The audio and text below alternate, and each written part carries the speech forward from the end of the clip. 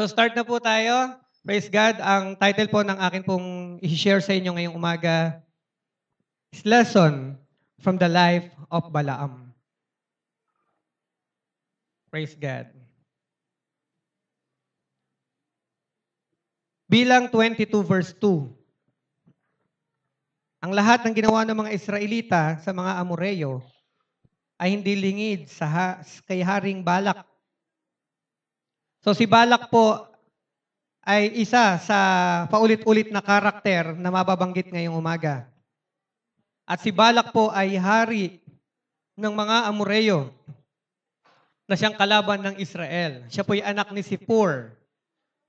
So, pero mayaman sila. Bagamat anak po siya ni Zippor. Kita nyo, yan ang po ang joke talaga ng pastor na matindi, di ba? Di ba? Diniliver ko na, wala pa rin tumatawa. Grabe. Kakaiba ho yun. Amen po ba? Kaya talagang ako'y blessed na blessed, sabi ko na sa inyo. Pag-aralan nyo po yan, ha? Nagjo-joke nang walang tumatawa. Ngunit, hindi siya makikilos laban sa mga Israelita sapagkat napakarami ng mga ito. Alam nyo, nung unang panahon, pag binasa mo yung Bible sa Old Testament, mapapansin mo, ang mga tao walang surname. Napansin nyo? Si Mape, na anak ni ganito, mga ganun lang, hindi yung sa panahon natin ngayon, di ba? Kanino bang ano yan? Angkan yan, Areyes yan. O kaninong angkan yan? Santos yan. O kaninong angkan yan? Gamboa yan, di ba? So ngayon, may surname ang tao at nalalaman saang clan galing ito. Cruz at taga-Kaintayan, si Kim. Mga ganon, di ba? Nalalaman. Pero noon, hindi eh. Kaya pag binasa mo yung Bible, si Pabebe Boy, na anak ni Nash, na apo ni, may paulit-ulit. Puro ganon ang binabagit. Puro pangalan, walang surname. Okay? Tuloy po natin ang verse. Bakit hindi magalaw ni Balak ang mga Israelita? Verse 3. Natakot sa mga Israelita ang mga Moabita sapagkat lubhang napakarami ng mga Israelita. Yung lumabas po kasi sa Egypt ng mga Israelites, there are more than 2 million. Mahigit silang 2 milyon, napakarami nila. Kaya natatakot si Balak na galawin. Siyempre, kahit naman sino, halimbawa 3 kayo, ang kalaban nyo, 10, medyo mag-iisip ka, mukhang madami sila. Ganun ho yung nangyari. Kaya mamaya, makikita natin, ano ba yung strategy gagawin nitong si Balak? Si Balak ay hari ng Moab na kalaban po ng Israel. Ano yung strategy gagawin niya para ma-penetrate ang Israel? Yun ang ating babantayan. Verse 4 to 6. Balik tayo doon sa pag-uusapan talaga natin o kung sino yung buhay na kung saan tayo'y matututo sa kanya. At yun ay si Balaam. Sa verse 4, 5, and 6, sinabi dyan kung sino itong si Balaam. Si Balaam ay isang propeta ng Diyos. Si Balaam, ang pinagpapala ni Balaam ay pinagpapala ng Diyos. Kung mayroong alam niyo, mayroon talagang mga specialty yan eh. May mga pastors na may gift of healing. May mga pastors na mayroong gift of teaching. May mga pastors na may gift of discernment. Pero ito pong si Balaam, meron po siya nung tinatawag na gift of declaration. Kapag nakita ka niya, Kukay, may marireceive kang ganito. Automatic yon, mangyayari yun sa kanya. Bakit? Sapagkat yun po ang gift nitong si Balaam. Kaya alam nyo, hari ang lumalapit sa kanya. Ganon ka-importante ang kanyang salita. Kaya pala makikita natin sa banda-banda mamaya kung bakit gano'n na lang ang panunuyo ni Balak sa kanya. Verse 7. Nagpunta mga pinuno ng Moab at Midian kay Balaam. Sino daw ang pumunta? yung mga leader ng dalawang bansa. Dala-dala nila ang pambayad para sumpain nito ang Israel. Suhulan nila ang propet ng Diyos na si Balaam. Dala-dala nila ilang kilong ginto kaya ang kanilang ibibigay. Bakit kailangan nilang suhulan itong si Balaam? Sapagkat ang kanila pong pakay ay para sa tinatawag na national interest. Ang buong bansa nila nakasalalay doon sa taong mapapa-oo nila, si Balaam. Nakakita na ba kayo ng mga tao na mataas ang position sa company? Na yung project maibibigay sa'yo pagka pinirmahan niya? Di ba? Pirmahan lang niya, ino-offer, binibigyan mo siya minsan ng kotse. Ay, ginagawa yan ni na Brother Carlo eh. Diba? Para makuha nila yung project, ganun talaga. Part yun nung strategy na ginagawa ng mga company. What is 1 million worth na kotse kung ang kapalit naman ito ay 50 million project? Ganun ho yung lakad nitong mga pinuno. Dala-dala nila ang mga ginto at ibibigay nila sa propeta ng Diyos. At sasabihin nila sa propeta ng Diyos na sumpain mo ang Israel. Alam nyo, mabigat pagka ikaw ay nasa panig ng Panginoon. Talagang maraming mga tao yung susubukang ikaw ay suhulan. Verse 8. Ito ang tugon ni Balaam. Mag-sleep over na kayo dito sa bahay. Matulog muna kayo dito sa bahay ngayong gabi para masabi ko agad sa inyo mamaya kung anong sasabihin sa akin ni Yahweh.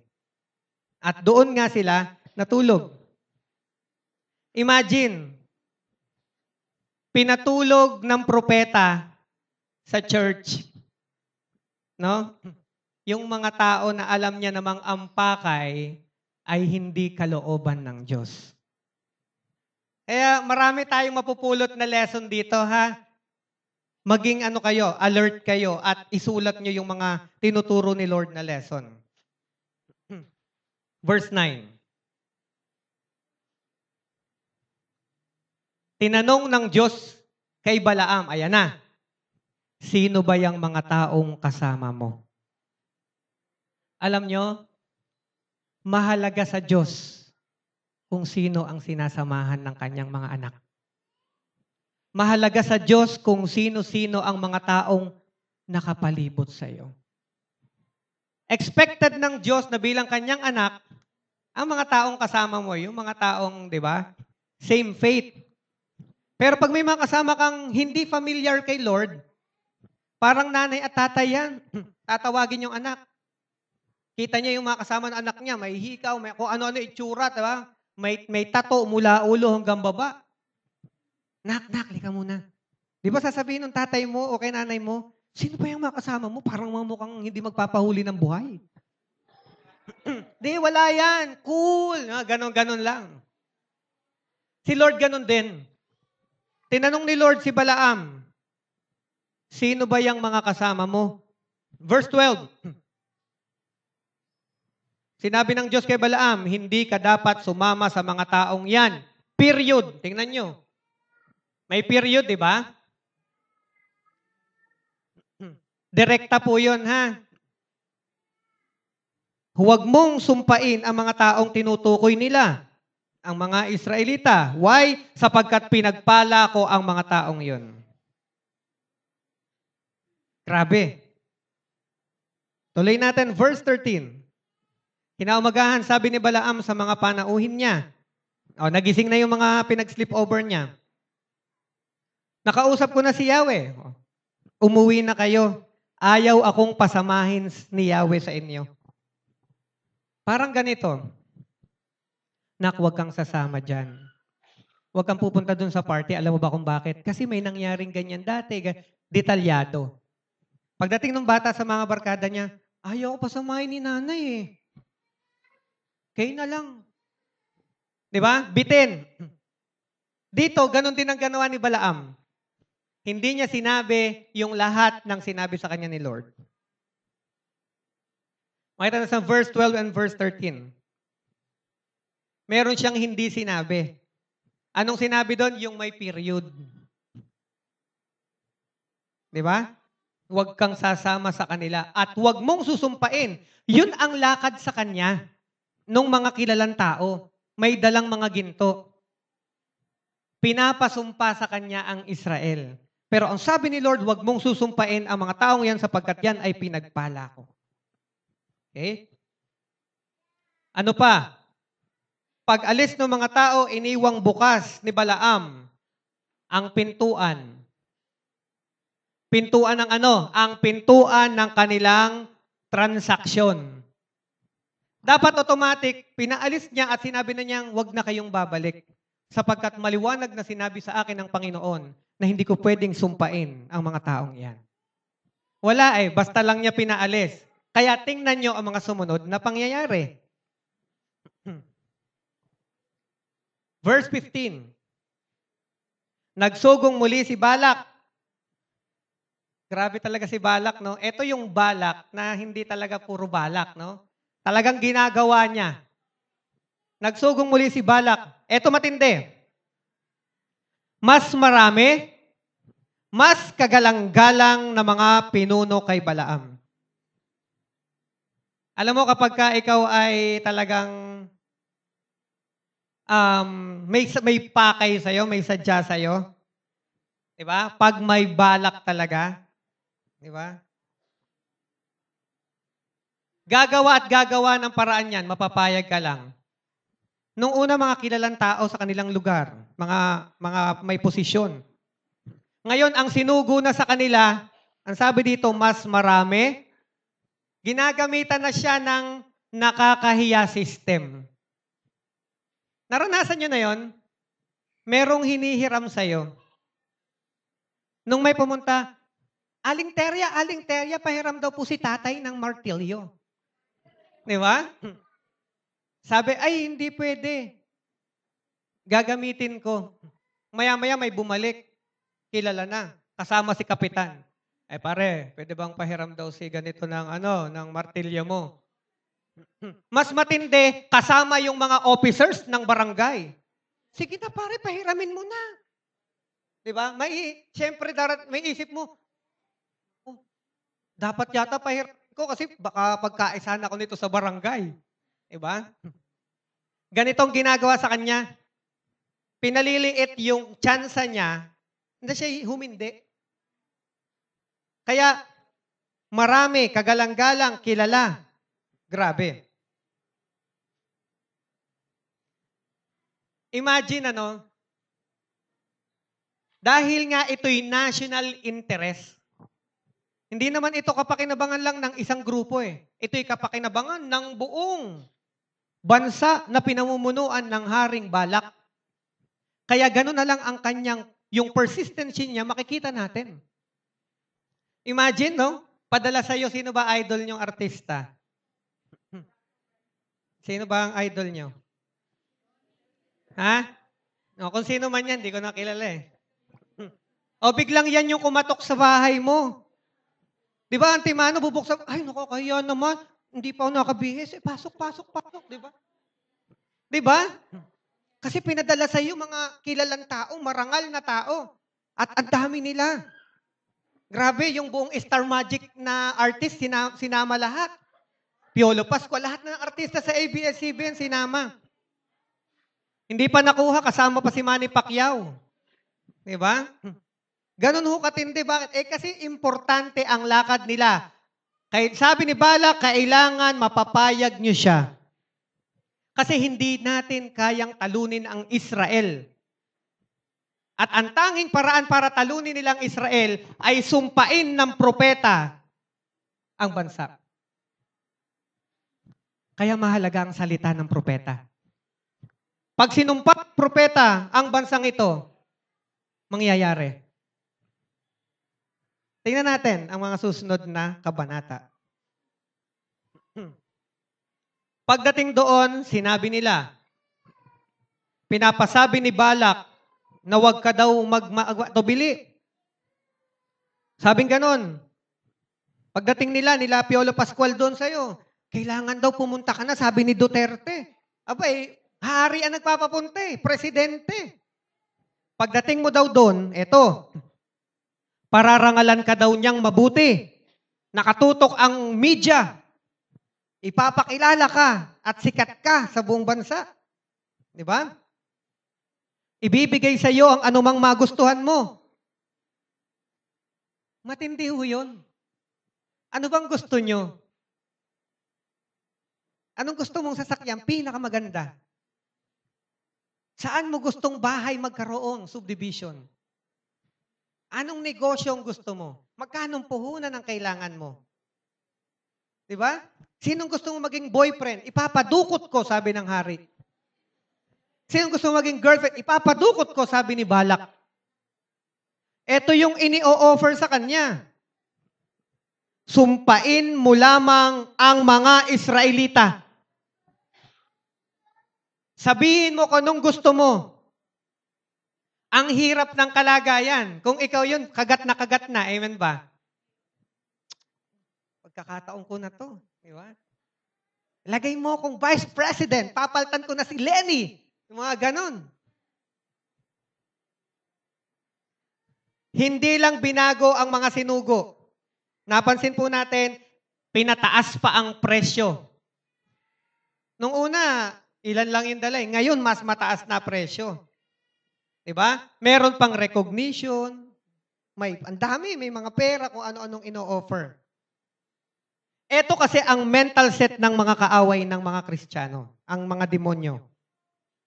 Akala nila, kaya nilang bilhin tayo. So, yung sa tabi mo, hindi tayo pwedeng bilhin. Ito ang mental set ng kaaway. Regular ka sa church every Sunday, i-offer ko sa iyong ganito, huwag ka lang mag-church. Lagi kang umaattend ng cell group, mag-o-offer ako sa iyo. Anong gusto mo? Pera? Anong gusto mo? Katanyagan? Anong gusto mo? Ibibigay ko sa iyo. Mahadlangan lang kitang lumapit sa Diyos. Amen ba? Gagawin ang lahat. At kapag alam niyang strong Christian ka, itataas niya ng itataas ang presyo. Mabili ka lang. I love my Lord. Ako'y magde-devotion. Pero may i-offer bigla sa'yo. Hindi ka kumpara sa pera. Dahil nakayanan mo yung offer na pera, may lalapit sa'yo. Gwapo o maganda. Kakagat ka o hindi. Pag hindi ka pa kumagat, bibigyan ka na naman ng another na offer. At sasabihin sa'yo, eto, sapat na ba yan? Sabi mo sa tabi mo, narinig mo yun? Ang sagot ni Balaam, ibigay man sa akin ni Balak ang lahat ng ginto't pilak. Wow! Sa kanyang palasyo. Kahit kaunti, hindi ko maaring suwayin ang utos sa akin ni Yahweh na aking Diyos. Gayunman, dito na kayo magpalipas ng gabi. Bagsak. Ang ganda na.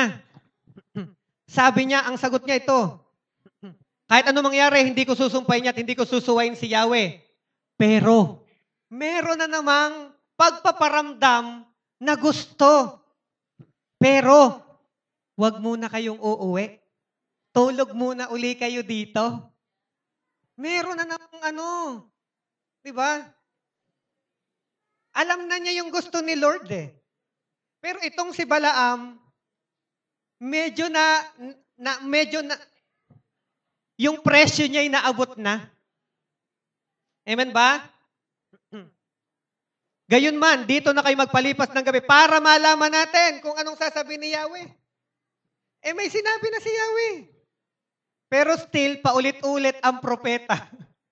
Alam niyo minsan, pagka gusto mo talaga yung isang bagay, alam mo namang hindi pwede. Pero ginagawan mo pa rin ang paraan niya ng pasimple Makuha mo lang. Amen ba? Sabi mo sa tabi mo, huwag mong pasimplehan. Amen ba? Anong napansin mo kay Balaam? Nagbabaka sakali. Hindi na to issue ni Balaam at ni Balak eh. Ni Lord eh. Hindi na to issue ni Balak at ni Lord. Kasi si Lord, firm at may sagot na. Si Balak, alam niya rin ang objective niya. Ang may problema ngayon dito ay si Balaam na. Parang sinisindihan na yung puwet niya. Naku, sayang naman ito. Sayang ito, hindi na ako magkakaroon ng ganitong pagkakataon. Minsan lang dumaan itong offer, itong opportunity na to. Baka sa susunod, wala na. Ang hirap, hanap na naman ako ng pambiling bigas. Maghahanap na naman ako ng work. Okay na to. Okay na. Pero sabi ni Lord sa kanya, wag. Wag kang sasama dyan. Sino yung kasama mo? Bakit ka nandiyan dyan? Ba't wala ka sa church? Sabi sa tabi mo, uy, nasa church ka ngayon. Di ba? Sinabi niya, ayokong suwayin si Lord. Hindi ko siya susuwayin kahit konti. Ayaw namang paalisin agad yung mga tao. Di ba? Mahal mo ba ako? Sabi ng lalaki. Sabi ng babae, ewan ko. Pinapahaba pa ang pulong eh. Alam nyo, pag pinapahaba ng babae ang usapan, may gusto. Oo. Tapatan tayo. Pag ayaw at sinabi, may pag-asa ba ako? Wala. Tapos. Diretso yon. Pero pag medyo gusto yon, kahit may boyfriend na, ewan ko. Basta't ewan ko, gusto. Maniwala kayo. Sama ka sa akin, date tayo. Ewan ko. Dapat doon, yung kagaya nung kay Lord, period. Hindi pwede. Group kami. Hindi pwede, nasa church ako. Kung gusto mo, ikaw ang sumama sa akin. Yan ang mga, di ba? Amen ba? Sabi mo sa tabi mo, dapat pag kay Lord ka. Dapat firm ka dyan. Matatag ang iyong paninindigan. Sino yung, anong bagay ang pwedeng makapag-heal sa'yo? Ang bagay na mong ginagawa sa Panginoon. Sino ang mga tao na kapag dumating sa'yo, yung regular na ginagawa mo for the Lord, and that is your commitment, ay napuputol dahil dito? Sige, mamaya po. Kinagabihan, lumapit ang Diyos kay Balaam at sinabi sa kanya, ayan na, sumama ka sa kanila. Woo! Sabi ni Balaam, answered prayer.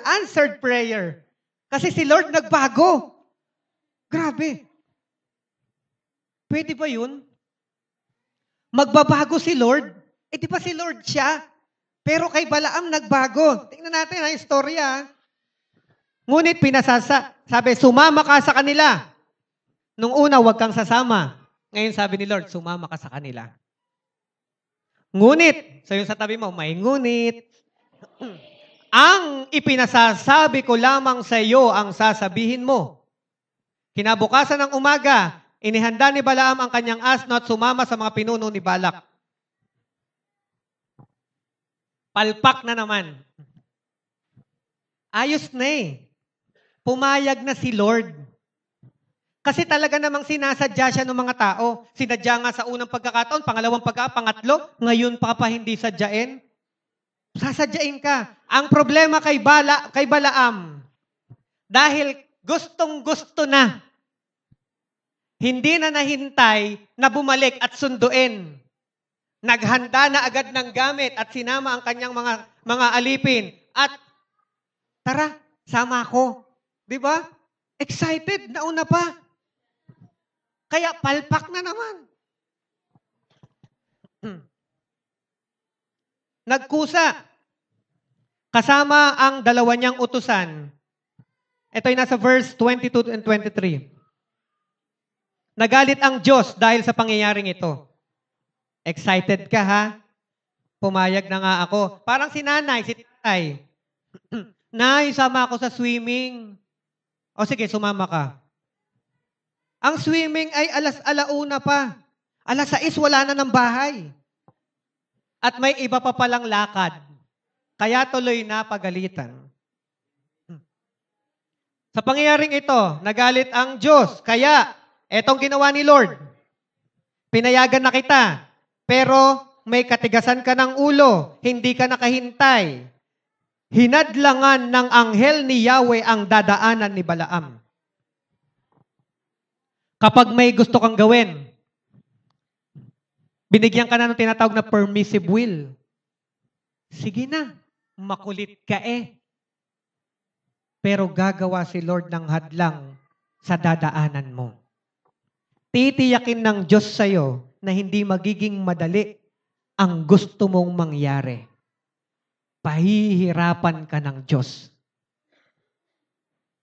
Hindi pwedeng sabihin, Lord, thank you, kalooban mo po ito. Diba? Wala na, hindi mo na alam na yung binigay sa'yo ng Diyos is permissive will. Kasi lumampas ka na doon sa yung instruction ng Diyos mahalaga. Importante na hindi mo lang sinusunod ang nabasa mo sa Biblia. Dapat nauunawaan mo ng malinaw kung ano ang instruction ni Lord. Pwede mong magawa, pero ang sabi sa'yo, hindi mo na, maaring hinakot mo lahat ng basura at nilagay mo dito. Pero ang sabi sa'yo, hindi naman hakutin ang basura papunta dito. Ang sabi, piliin mo yung bagay na ito at dalhin mo dito. Ang nangyari, lalong naging messy kasi dinala mo. Trabaho na naman uling pabalik. Hindi malinaw ang instrucsyong at yun ay ginawa. Ganon din sa kanya. Bakit? Dahil sa emosyon. Sabi mo, sa emosyon. Lalo na pag-usaping pag-ibig, grabe ang emosyon. Sabi ni Lord, nak, wag muna. Hindi naman sinabi ni Lord na ayaw ko sa kanya eh. Sabi ni Lord, wag muna. Eh may emosyon ka. Wala. Ayaw ni Lord, ayoko na mag-serve. Sabi lang, sandali. May inaayos ako sa kanya para mapabuti ka. Nagmadali. Tara na, tanan tayo. Ayun na. May pang-upa ako ng bahay. Makalipas ang 2 buwan, tananan, iniwan na ng boyfriend. Uwi ka na sa inyo. Bakit? Dahil sa emosyon. Amen ba? Okay, saan na ba ako? So may anghel na nag-abang. Okay? Habang si Balaam ay papunta doon sa lugar ni Balak. Nakatayo sa daan ang anghel. Hawak ang kanyang tabak. May espada yung anghel. Nang makita ng asno, yung asno, yun yung padyerong sinasakyan ni Balaam. Kasi noong unang panahon, ang mga padyero nila, tsaka ang mga Ferrari nila, asno. Mga gano'n, di ba? Yung Fast and the Furious nila. Di ba? Noon, asno. Di ba? Doon siya nakasakay. Hindi nakita ni Balaam na may anghel. Pero nakita nung asno na may anghel at may dalang espada. Lumihis ang asno sa daan at nagpunta sa bukid. Pinalo naman ni Balaam at pilit na ibinabalik sa daan. Lumiko yung asno kasi may anghel, papatayin si Balaam. Lumiko. Ang ginawa ni Balaam, pinalo, balik. Ayaw nung asno, ay lumiliko. Di ba? Alam, minsan sa buhay natin, meron kang gagawing masama. Alam mong masama. Pero may mga pinapadala ang Diyos sa iyo para ilihis ka sa lugar na pupuntahan mo sapagkat may naghihintay na kamatayan. Minsan yung ginagamit ng Diyos para ilayo ka sa kapahamakan, sila yung pinapalo mo, sinasaktan mo at sinasabing, doon ko gustong pumunta. Inilalayo ka niya dahil mamamatay ka, yung mga taong pinapadala ng Diyos sa iyo ang sinasabi pang ang sasama nyo. Kala mo kung sino kayong banal. Yung mga taong padala ng Diyos, sila pa yung nagiging masama. Sino sa tabi mo, narinig mo yun? Okay. Nakita ng asno anghel. Papatayin yung kanyang amo. Mahal nung asno, si Balaam. Praise God. Ano yung napansin natin? Pag ang tao ay nagkakasala, hindi na niya nakikita ang kanyang ginagawang mali. Kaya yung mga tao sa palibot niya, sila na ang nakakakita at nag-aalala. Saan na naman ba papunta ang batang yun? Nasaan ba ang batang yun? Tumakas na naman. Amen po ba? Chapter 22 ng verse 24 and to 30.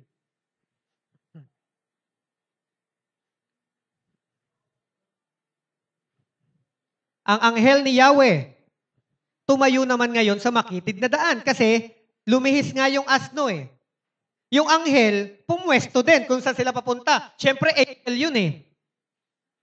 Papunta siya doon, nandun yung anghel. Lumiko yung asno. Sabi ng anghel, pupunta niya.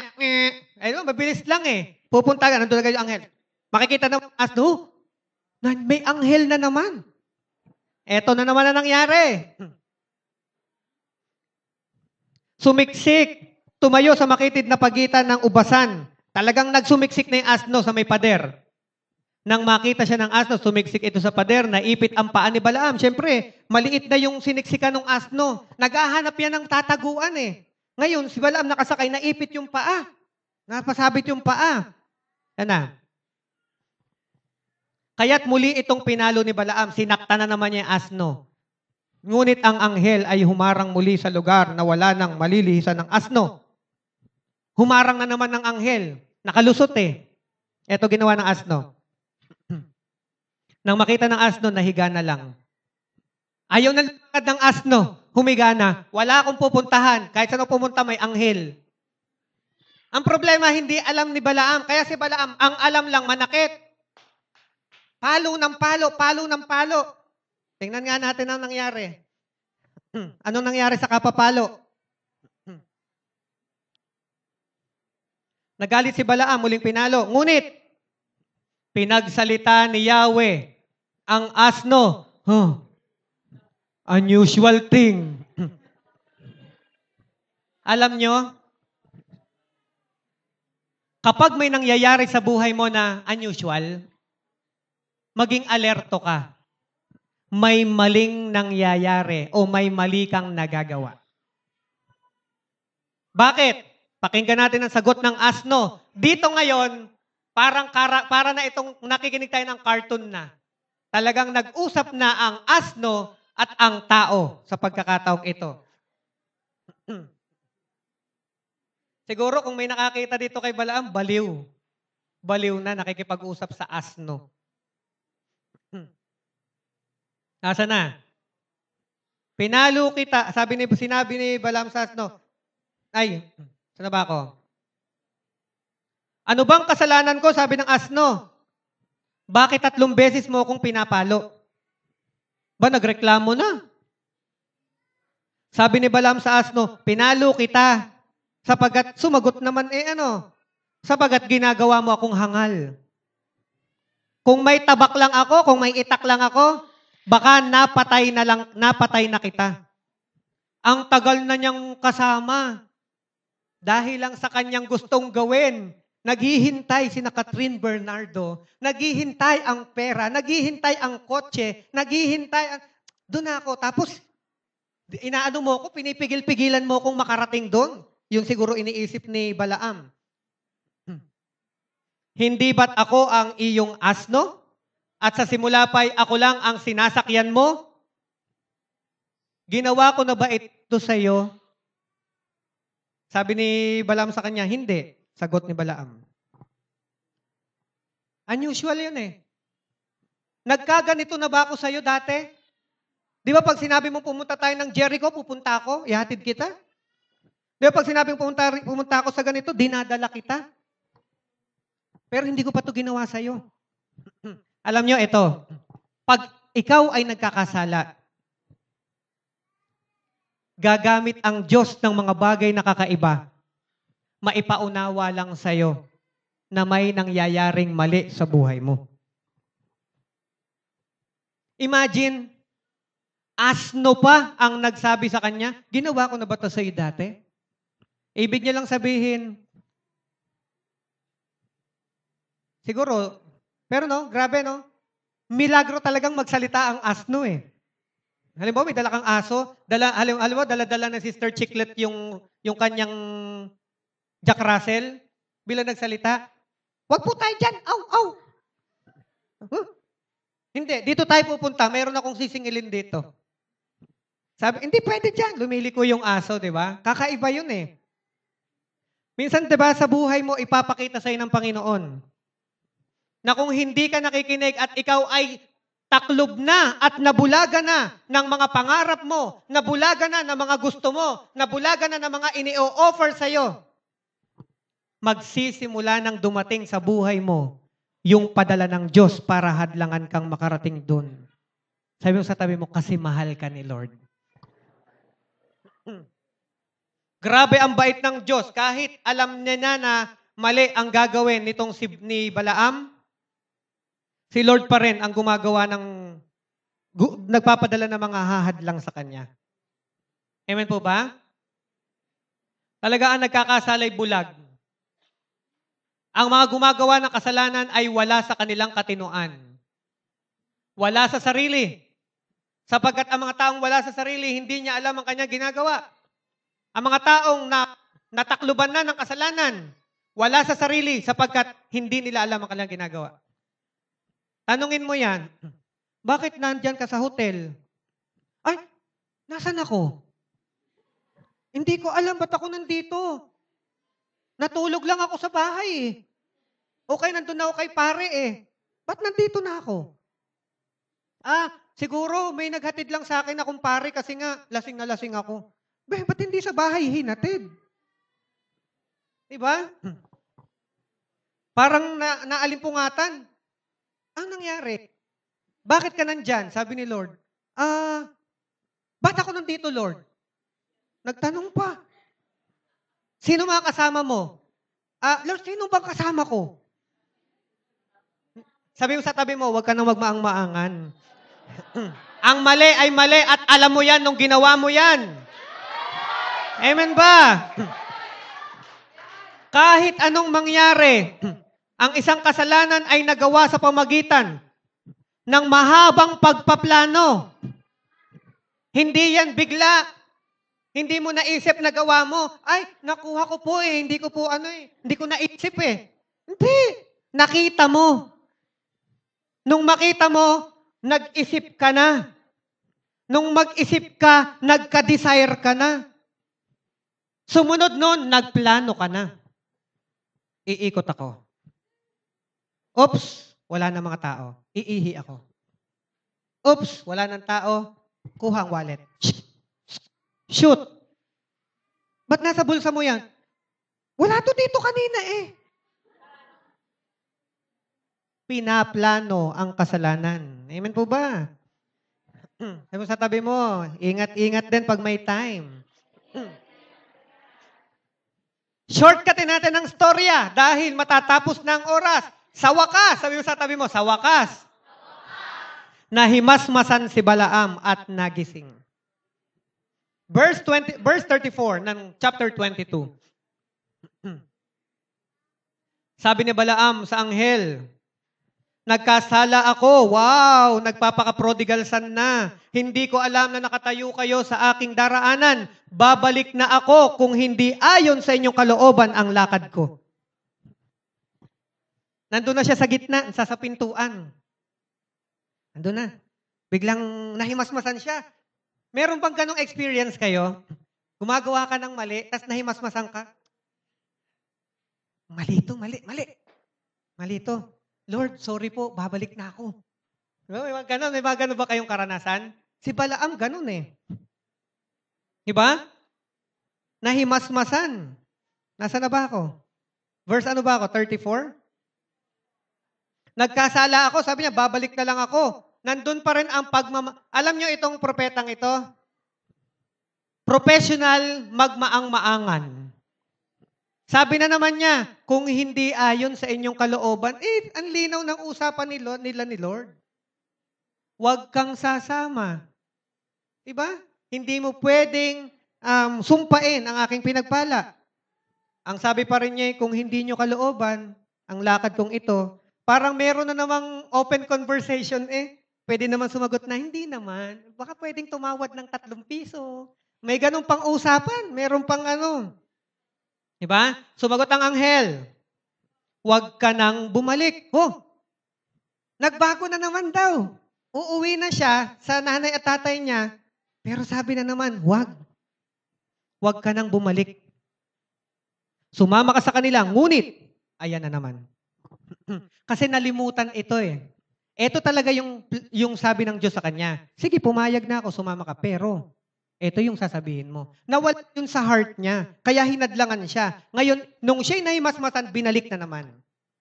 Ano sabi? Sumama ka, ngunit ang pinapasabi ko lamang sa iyo ang sabihin mo sa kanila. Sumama si Balaam sa mga sugo ni Balak. Eto na. Pagdating ni Balaam doon sa kaharian ni Balak, wow! Mayroong tugtog. Talagang may banda. Di ba? Nandun si Nakim, talang, boom, boom, boom, boom. May sumasalubong. Daig pa si Manny Pacquiao na nanalo sa boxing. At dumarating ang hari. Si Balak, sinalubong. Naku, maraming salamat. At ikaw ay dumating, pumayag. Lika. Yung mga kilalang tao, ito lahat ng mga matataas na tao at kilala sa ating bansa, magsama-sama. Pakain natin, samahan natin siya. Wow. Kung ikaw yon, nag-a-apply ka ng trabaho. Sabi ng big boss, wow. Sa wakas, dumating na ang pinakahihintay kong empleyado. Tapos yung assistant vice president, yung nandun lahat. Kakain tayo sa pinakamasarap na dahil dumating na siya. Eh nagdadalawang isip ka talaga dun sa work kung tatagapin mo o hindi. Ay, hindi ka makakatanggi. Pinakain ka na sa 5-star hotel. Tapos talagang pinakilala ka ng husto. Pag doon ay tumayo ka sa national television, nakaharap sa'yo. Siya ang magsasalba sa ating bansa. Wow. Siguro kung hindi ka nakuha sa pera, hindi ka makukuha ka doon. Wow, sikat ako. Whew! Diba? Taas noo, kahit kanino. Ang Pilipino ay ako. Diba? Grabe. Sabi ni Balak, sumpain mo ang Israel. Nagsimula ng sumpain ni Balaam ang mga Israelita. Wala na, kahiyaan na eh. Nandun siya sa teritoryo. Susumpain na niya mga Israelita. Pag sinusumpa niya, ang lumalabas ay pagpapala. Nasa isip niyang sumpain ang Israel. Nagugulat din siya, hindi galing sa utak niya yung lumalabas sa bibig. Bless niya ang Israel. Sabi ni Balak, lapit. Wag, propeta ng Diyos, ang sabi ko'y sumpain mo. Wag mong pagpalain. Pangalawang pagkakataon, na ang nasabi na naman ay blessing. Si Balaam hindi rin makapaniwala. Bakit ganun? Yung bibig ko, ibang sinasabi. Lapit na naman yung hari. Ang sabi ko'y sumpain mo. Ngunit pangalawang ulit mo na silang pinagpapala. At sa pangatlong pagkakataon, ganun pa rin ang nangyari. Sabi ni Balak, ang sabi ko'y sumpa, ngunit sila'y lalong pinagpapala. Sa verse 25, sa chapter 25, verse 1 to 3, di ba hindi niya nasumpa? Pero pagtalon natin ng chapter 25, 1 to 3 and verse 9, nakalusot ang sumpa. Bakit kaya nakalusot ang sumpa? Doon sa pangyayaring yun, kay Balaam at kay Balak, ay natupad kung ano ang gusto ng Diyos sa kanyang bayan. Anong nangyari? Verse 9 ng chapter 25. 24,000 ang namatay sa salot sa mga Israelita. Grabe, ang daming namatay. 24,000 ang namatay sa kanila. Bakit? Chapter 25 ng verse 1. Samantalang nakahimpil sa sitim ang Israel, ang mga kalalakihan nila'y nakipagtalik sa mga babaeng Moabita na naroon na. Hindi natin makuha ang propeta ng Diyos. Tuksuhin natin ang kalalakihan. Anong pinadala? Mga beauty queen. Talaga namang hindi pwedeng tanggihan. 5'7" pataas. Pag nagtakong pa, 6-footer. Di ba? Pinadala. Ang mga katawan, 24, 30, ano ba? Ano? Ano nga? Ano daw yung perfect body daw? 36, 24, 36. Coke. Ayun na.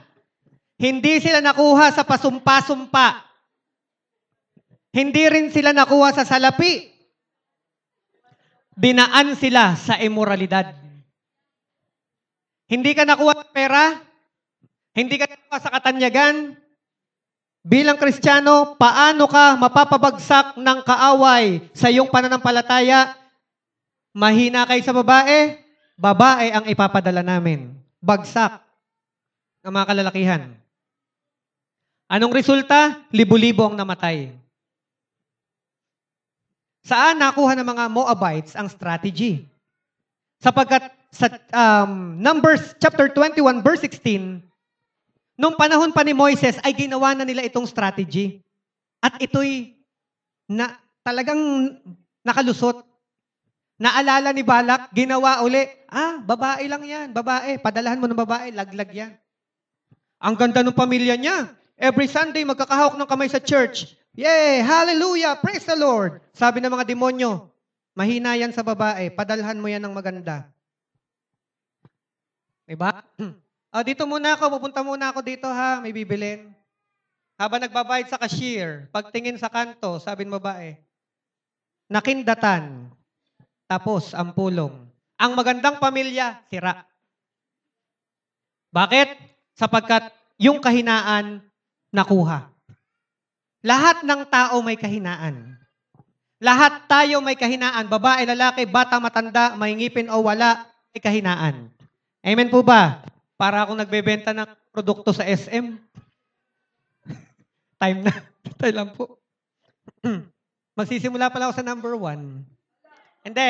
Isulat nyo lang to. Mabilisan na to. Bago pa ako magbenta ng kung ano-ano. Okay? Nagawa nila nakalusot. Anong lesson ang mapupulot natin sa buhay ni Balaam? Number 1. Pag gusto kang pagpalain ng Diyos, magpapadala siya ng tao sa buhay mo. Pag gusto kang guluhin ng demonyo, magpapadala siya ng tao sa buhay mo. Kaya pag may dumarating sa buhay mo na mga tao, alamin mo, sino ang may padala. May mga taong dumarating sa'yo. Nung dumating siya sa'yo, lalong gumanda ang buhay mo. Nung dumating yung taong ito, lalong gumanda ang takbo ng negosyo mo. Pero may mga taong ganda ng negosyo mo, ng buhay mo, nung dumating, dahang nauubos ang iyong ari-arian. Sinong may padala? LBC ba o Cebuana? Smart padala. Diba? Kaya dapat mga mananampalataya, mga Kristiyano, kapag ang taong ito ay dumating sa iyo, observe. Siya ba'y blessing o hindi? Okay? Ano sabi ng 1 Corinthians 15:33? Huwag kayong paloloko. Ang masasamang kasama ay nakakasira ng magandang pag-uugali. Diba? Lumaki ka sa church. Ang nanay at tatay mo nasa church. Pero nung nagkaroon ka ng kabarkada sa school na hindi Kristiyano, tingnan mo yung ugali mo, nag-iba. Bakit? Nakalagay po yan sa Bible. Ang masamang kaibigan nakakasira ng magandang pag-uugali. Kaya gano'n na lang ang pagsasabi ng nanay at tatay, nak, huwag kang sumama dyan. Hindi sila magdudulot ng mabuti sa iyo. Amen ba? Kawikaan 13:20. Ang nakikisama sa may unawa, magiging matalino. Ngunit ang kasama ng mangmang ay masusuong sa gulo. Grabe. Number 2, lesson from the life of Balaam. Huwag nang ipagpe-pray pag may sagot na si Lord. Sabi niya, matulog kayo dito, magpe-pray ako sa sagot ni Lord. May sagot na eh. Ano sabi ni Lord? Huwag kang sasama sa kanila. Pero nung dumating, Tulog uli kayo dito. Banding naman tayo. Nakipag-banding pa. Sabi na nga ni Lord na huwag sasama, may banding moment pa. Maglalaro tayo ng Jenga, kabibili ko lang.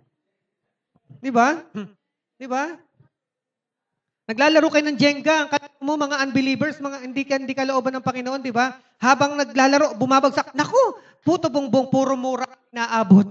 Yung tenga mong hindi sanay makarinig ng mura sa buong magdamag na pagtulog nila sa bahay mo, ayun, nabasbasan ng mura ang iyong bahay. Amen ba? Masarap ang dadating sa bahay mo. Pagpalain kayo ng Diyos. God bless you. Ang bahay na ito'y pagpapalain ng Diyos. May mga taong pagdating sa bahay mo, alam niyong ginagawa, puro pagmumura. Ikaw talaga, ang tagal-tagal na kitang hinahanap. Nako! Di ba? Nako po. Sa labas na ho tayo mag-usap. Di ba? Kasi, okay, number 3. Huwag kang magpilit, baka hayaan ka ni Lord. Nagpilit, di ba? Naramdaman ni Lord eh. O sige, pagdating doon, papatayin ng anghel. Makulit ka? O sige, lakad. Punta doon. Parang sa Old Testament. Ano sabi? Hayaan nang mamatay ang kanilang katawan, maligtas lamang ang kanilang kaluluwa. Yan ang pwedeng maganap. Kapag ikaw ay makulit, ikaw ay Kristiyano, kukunin na ni Lord. Huwag ka lang lubusang mapapunta sa impyerno. Sabi mo sa tabi mo, ayaw ko yun. Number 4, lesson from the life of Balaam, hindi maaring sumpain ang sinumang pinagpala ng Diyos. Lahat kayong naririto, mga kapatid ko sa Panginoon. Kahit anong mangyari, walang sinumang tao o anuman elemento ang pwedeng sumumpa sa inyo sapagkat kayo ay binasbasan ng Diyos upang kayo'y pagpalain. Amen ba? Sabi mo sa katabi mo, we are super blessed. And we are highly favored. Ang tanging pwedeng gawin ng kaaway ay mag-alok sa'yo. Naalala ko yung SM. Alam nyo kung may property kayo sa tabing kalsada? At ang SM ang nag-alok, hinding-hindi mo pala matatanggihan. Times 10, times 20 ng presyo ng property mo. Kaya yung ipa, gubatan, inalok ng SM, hindi naman ibebenta eh. Hindi tinanggihan kasi hindi pwedeng tanggihan yung presyong iniaalok. Instant, naging multi-millionaire yung may-ari ng lupa. Pero kapag inalokan ng kaaway, kapatid, humingi ka ng biyaya sa Diyos, kailangan matanggihan. Amen ba? Biyaya yan, mga kapatid. Ano pang pwedeng gawin ng kaaway sa'yo? Maglagay ng katitisuran sa Kristiyano. Strong Christian ka. Lagi ka nag-church, nagtatites ka, tumutulong ka sa church. Sa isang pagkakataon, may nakita kang hindi magandang ugali ng kapatid mo. Natisod ka na, bagsak ka. Hindi siya may kasalanan. Hindi ka naging aware na ang kaaway ay kumikilos sa buhay mo. Amen po ba? Tandaan natin, ang pagbagsak natin ay hindi dahil sa kapwa natin. Ang pagbagsak natin ay dahil sa kawalan natin ng pagbabantay sa ating sariling buhay Kristiyano. Ikaw ang tawag dyan, ikaw ang responsible sa iyong sariling paglagong Kristiyano. Hindi mo pwedeng sisihin ng iba na kaya naman ako nang hina. Tanungin niyo yung napakaraming taong pumupunta sa church na matagal tumigil. Lagi silang may sinisisi. Ba't ka napahinto? Kasi si ganito, yung leader namin, ganyan yung ginagawa. Lagi na lang siyang naninisi. Pero ang totoo, ikaw ang nagpasya. Kasi pinili mo. Nasa liwanag ka, di ba? Tinanggap mo si Jesus, nabubuhay ka sa liwanag. Pwede ba namang may nakaharang na bato dito, hindi mo makita? Kung nabubuhay ka sa liwanag at may bato sa harap mo, hakbangan mo. O iwasan mo. Hindi, ang liwaliwanag na nakita mong may bato. Naglalakad ka, ay may bato. Nagpadapa ka pa. Tapos sasabihin mo, bakit ka nasugatan? Meron po akong inner hurts. Bakit? Kasi natisod ako sa kanya. Wala nang tisod-tisod sa Kristiyano. Pag natisod ka, sinadya mong magpatisod. Liwanag ang nilalakaran. Kung ikaw ay nasa dilim, yes. Bakit naging ganyan ang buhay ng mga unbelievers? Of course. Hindi nila nakikita ang katotohanan eh. Kaya nga nung sineran mo siya ng katotohanan, tinanggap si Jesucristo, nabukas ang kanyang mata at naunawaan niya, mali ang buhay ko. Gusto kong magbago. Pero kung ikaw ay Kristiyano na at nasa liwanag ka na, padapa-dapa ka pa, naku po. Hindi ko alam. Sabi mo sa tabi mo, wala nang alam si pastor. Gayunman, sabi ng Deuteronomy 23 verse 5, hindi siya dininig ng Diyos ninyong si Yahweh. Sa halip, pinagpala niya kayo sapagkat mahal kayo ni Yahweh. Kahit anong mangyari, mahal tayo ng Diyos. Church, baunin natin, huwag makikipag-bargain sa kaaway. Sabi mo sa katabi mo, huwag makikipag-bargain sa kaaway. Be firm instead. Amen po ba? Ang Sunday kay Lord, alas 8 simula, ang cell group priority ng buhay mo. Nabubuhay ka hindi para magtrabaho. Nabubuhay ka hindi para sa anak mo. Nabubuhay ka to serve God. Nabubuhay ka to give Him glory. Yan ang purpose ng buhay mo. At nabubuhay ka to win souls and make disciples. Kung ikaw ay sinadya ng mga tao upang makilala si Kristo, gamitin mo ang buhay mo upang sila rin ay makilala si Kristo. Amen po ba? Palakpakan natin si Lord. Tumayo po tayong lahat.